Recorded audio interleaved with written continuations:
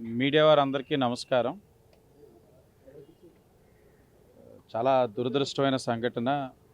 ముందుగా సోదరిమణి వారి కుటుంబ సభ్యులందరికీ కూడా ప్రగాఢమైన సానుభూతి తెలియజేస్తా ఉన్నాం.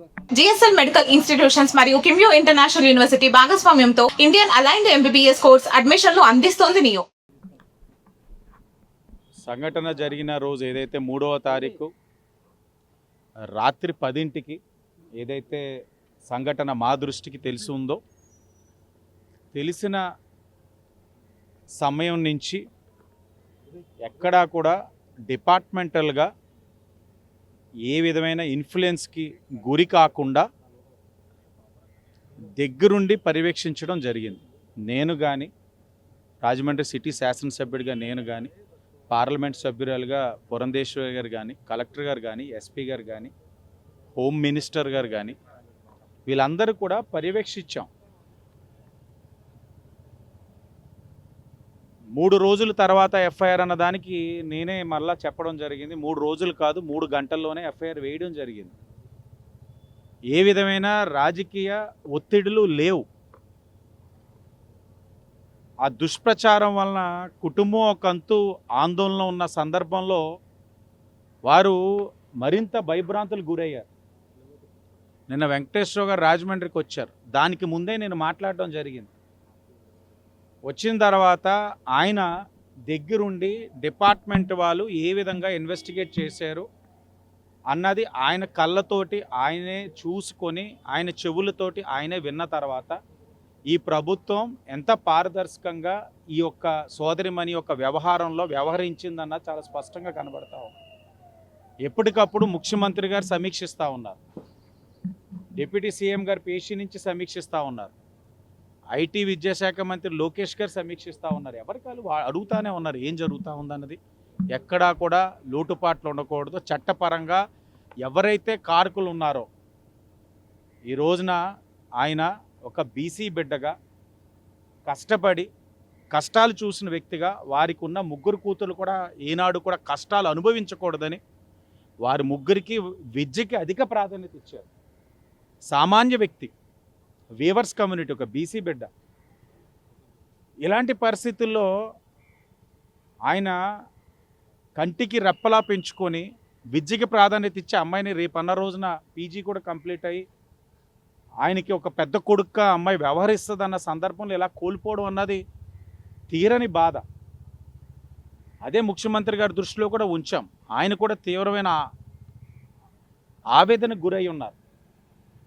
నిన్న మధ్యాహ్నం వచ్చిన తర్వాత ఆయనతో పాటు భోజనం చేసి నేనే నా కారులో హైదరాబాద్ దాకా తీసుకొచ్చాం.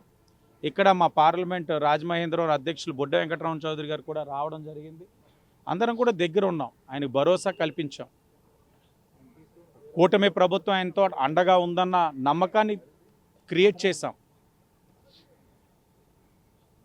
మధ్యలోని ఎవరికి వారు రాజకీయంగా దీన్ని వాడుకోవడానికి ప్రయత్నాలు చేశారు. నిన్న మేము కారులో వస్తుండగా 3:22 మధ్యాహ్నం మరణించినట్లు తెలుస్తున్న సందర్భాన్ని మీకు గుర్తు చేస్తూ, దానికి ముందే మరణించినట్లు కొంతమంది దాన్ని ప్రచారం కూడా చేసుకున్నారు. ఒకటి కాదు, ఆ కుటుంబానికి కలిగిన బాధల్లో అనేకమైన ఇబ్బందులు ఎదుర్కొనే విధంగా జరిగిపోయిన సంఘటనలు. సంపూర్ణంగా ఆ కుటుంబానికి కూటమి ప్రభుత్వం అండదండలు ఇస్తూ ఉంది. ఇన్ఛార్జ్ మంత్రిగా నిన్న రామానాయుడు గారు మాట్లాడారు. జోనల్ ఇన్ఛార్జిగా ప్రతిపాటి పుల్లారావు గారు మాట్లాడారు. హోంమంత్రి గారు కూడా అదే పని మీద మాట్లాడుతూ ఉన్నాం. అలాగే వాళ్ళ కుటుంబానికి కూడా ఒక భరోసా ఇస్తూ ఉన్నాం. అలాగే ఇలాంటి సంఘటనల ద్వారా అంత కష్టపడి చదివి ప్రాణం కోల్పోయిన ఆ సోదరిమణిలాగా ఇంకెవరికి కూడా జరగకుండా ఉండేందుకు కూటమి ప్రభుత్వం ఏదైతే కారణమైన ఇద్దరిని అయితే వదిలిపెట్టదు. చట్టపరంగా వాళ్ళు రిమాండ్కి వెళ్ళారు. ఇంకా ఏ విధంగా చెయ్యాలన్నది కూడా చంద్రబాబు నాయుడు గారు చూడమన్నారు. మరొక కుటుంబం ఇలాంటి బాధ రాకూడదు, ఇలాంటి ఆవేదన చెందకూడదు. ఇంత మంచి చదువు చదివి ఇలాంటి చావు అన్నది ఆ అమ్మాయికి ఉండకూడదు. కానీ అలాంటి చావు ఇంకెవరికి కూడా రాకూడదు అన్నది వెంకటేశ్వర గారు నాకు ఆ ప్రయాణం 6 గంటల్లో అడిగింది ఒకటే. నాలాగా ఇంకో తండ్రికి ఆ బాధ ఉండకూడదు. ఇంకొక వ్యక్తికి రాకూడదు, చట్టపరంగా చెయ్యండి అన్నారు. అది తప్పకుండా ప్రభుత్వం ఆ బాధ్యత తీసుకుంటుంది. పోలీస్ డిపార్ట్మెంట్ వారు చాలా పారదర్శకంగా ఇన్వెస్టిగేషన్ చేశారు. ఇప్పుడు పోస్ట్ మార్టం అవుతూ ఉంది. తదుపరి ఏదైతే వాళ్ళ స్వగ్రామానికి తీసుకెళ్తా ఉన్నారు, అక్కడ కూడా ఇప్పుడు ఆయనతో పాటు మా జిల్లా అధ్యక్షులు వెళ్తూ ఉన్నారు. అక్కడ మరలా అక్కడ మంత్రి టీజీ భరత్ గారు ఆ బాధ్యతలు తీసుకుంటా ఉన్నారు. ఆ కుటుంబానికి ఏదో ఈరోజు కార్యక్రమం అయిపోతే కాదు, నేను ఆయనతో మాట్లాడిన తర్వాత ఆయన కూడా స్పష్టంగా చేశాను, ఒక బీసీ బిడ్డగా, శాసనసభ్యుని కాదు, ఒక బీసీ బిడ్డగా వారి కుటుంబానికి ఎప్పుడు కూడా అందుబాటులో ఉంటాను, అండగా ఉంటానని నేను చాలా స్పష్టంగా హామీ ఇచ్చున్నాను. ఎందుకంటే నా కుటుంబంలో కూడా ఇలాంటి మరణం జరిగితే కుటుంబం కలిగే ఆవేదన, బాధ, ఒక వ్యక్తి కోల్పోతే ఆ ఇంటిలో ఒక వ్యక్తి పోనట్లు కాదు, ఆ కుటుంబం రోడ్డున పడే పరిస్థితులు వస్తాయి. ఈరోజు అది ఆయనకి వచ్చింది. అలాంటి పరిస్థితుల్లో ఈరోజు కూటమి ప్రభుత్వం ఆయనకు అండగా ఉంటా ఉంది. అన్ని విధాలుగా అండగా ఉంటామని మాట ఇచ్చాం. మాటకు అనుగుణంగా ఒక్కొక్కటిగా చేసుకుంటూ వెళ్తా ఉన్నాం. అలాగే నేను కోరుతా ఉన్నాను, ఆయన కూడా నిన్న ఆవేదన చెంది భోజనం చేసిన తర్వాత నాకు ఒక 5 నిమిషాలు టైం ఇవ్వండి అన్న తర్వాత వెళ్ళి వచ్చిన తర్వాత నాకు తర్వాత తెలిసింది, ఒక వీడియో రిలీజ్ చేశారు, దయించి రాజకీయం చేయవద్దు. ఇలాంటి సందర్భాల్లో రాజకీయాలు చేసి ఆ అమ్మాయిని వ్యక్తిగత హననం చేయడం ఇవన్నీ కూడా చేయకండి. దయించి బాధలో ఉన్న కుటుంబానికి భరోసాగా నిలబడండి. ఈరోజు ప్రభుత్వం చేయాల్సిన కార్యక్రమాలు చేస్తున్నాం, పారదర్శకంగా చేస్తున్నాం. గౌరవ ముఖ్యమంత్రి చంద్రబాబు నాయుడు గారు వెరీ క్లియర్గా ఉన్నారు, డిప్యూటీ సీఎం గారు వెరీ క్లియర్గా ఉన్నారు, IT and education minister Lokesh గారు వెరీ క్లియర్గా ఉన్నారు. తప్పు చేసిన వారు ఎవరైనా సరే వదిలిపెట్టే ప్రసక్తే లేదు. విపరీతమైన న్యూస్, అనేకమైన ట్రోలింగ్స్, ఏదో జరిగిపోతుంది, ఎవరెవరో చెప్పేస్తున్నారంటే ఏమీ లేదు. అపోహలు నమ్మవద్దు.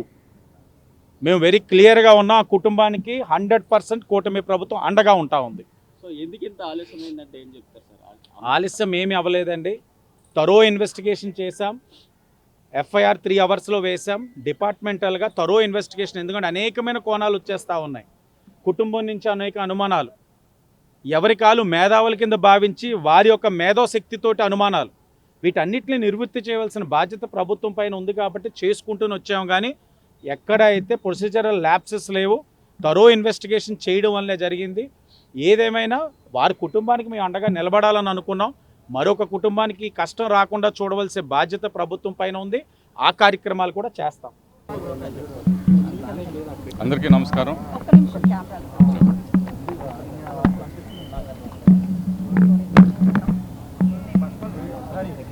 అందరికీ నమస్కారం.